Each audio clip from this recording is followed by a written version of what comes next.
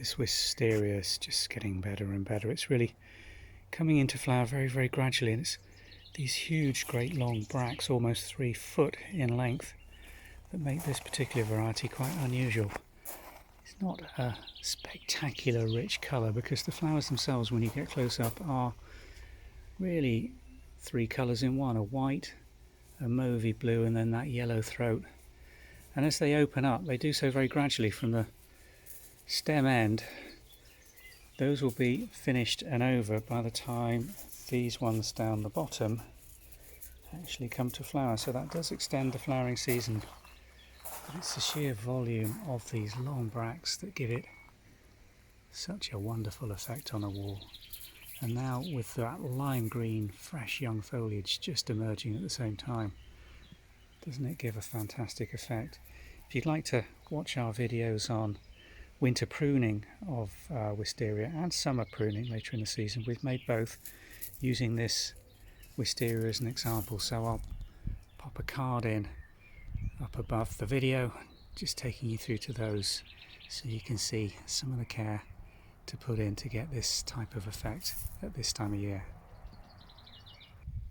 Now, the first of the earlier roses are just starting to flower here in Norfolk. It's been a funny season for roses.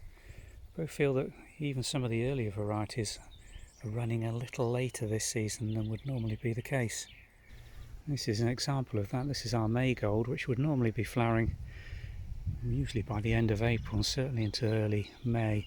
It is getting a little overshadowed here, and that might be partly to explain why it's running so late at the moment, but you can see still plenty of bud, but only a few of the actual blossoms actually flowered already.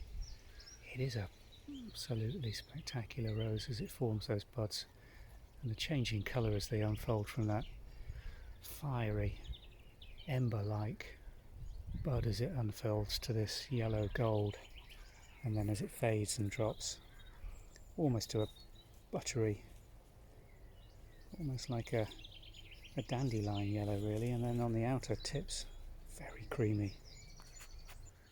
Now, this is on the southern face of the farmhouse, and I don't know the variety of this old rose. It's been here probably 60-70 years and always does a fantastic display at this time of year. I've also got this one which I suspect might be a Queen Elizabeth climber, I don't know, but again cabbage size blossoms, yellow sort of centre but pink fading to that cream again as it ages.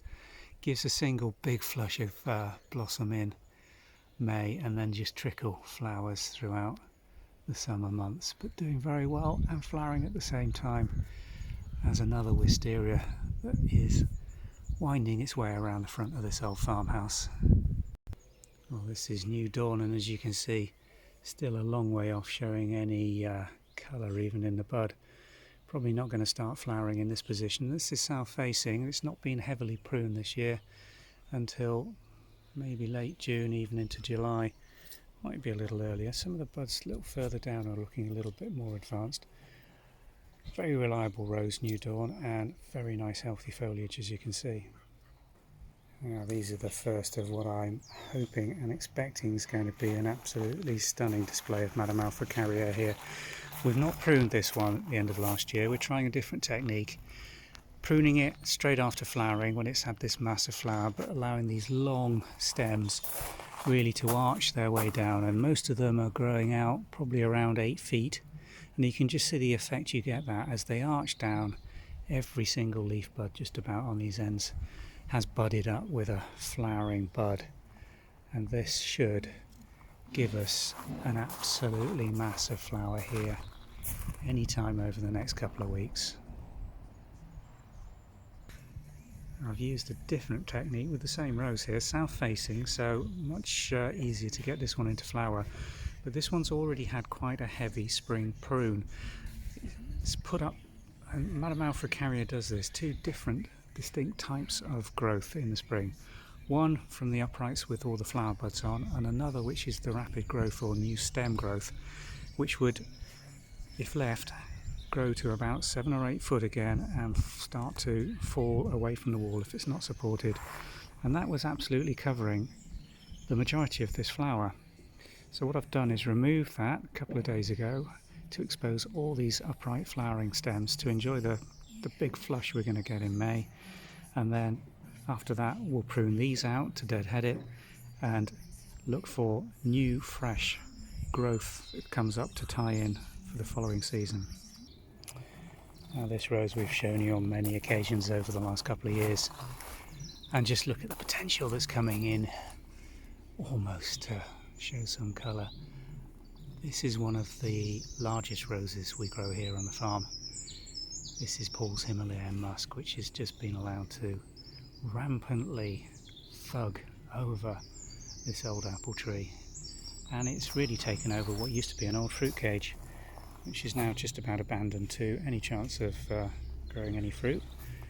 There's an absolutely fantastic red currant bush in the middle of that. You can just see it's still holding its own, but I've never harvested a single red currant off this because I've never successfully managed to net it due to this rose.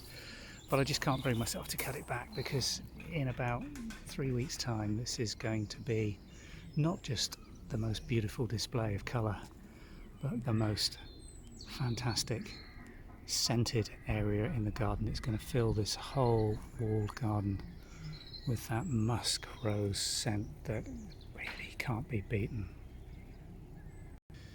This is Ethel, another absolute thug of a rose that we've really contained very tightly last year, but just look at the strength and vigour that's coming in the growth here. Combination of those new stems that will grow out to 8 or 9 feet, and the flowers that will, it's a very late flowering rose, Ethel, that won't flower till the end of July, but it gives you this one mass, tiny little flowers on mass bracts. Absolutely stunning pink rose fading to creamy white. But if you're going to grow it as a hedge, then just look how effective it can be as a screen. Nothing else in here apart from a little pear tree that's struggling under the weight of that rose, but forms a fantastic screen area or hedge. Well, back almost where we started, and the last rose to show you just coming into bud. This is Graham Taylor, one of our favourite yellow roses. Been growing here as a bush stroke standard. Not really a standard, is it?